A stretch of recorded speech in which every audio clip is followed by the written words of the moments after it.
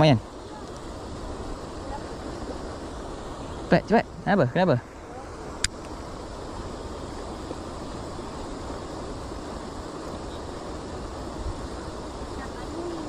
Ha, baling dah. Baling straight je, straight. Baling singit. Ha, okey.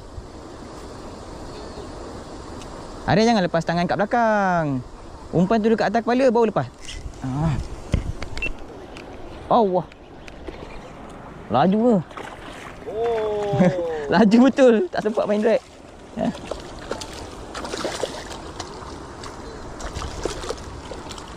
Papa dapat. Ya, ikan kaci. Laju yang dia speed. Dia lari datang. Dia tak pergi. Senang saja.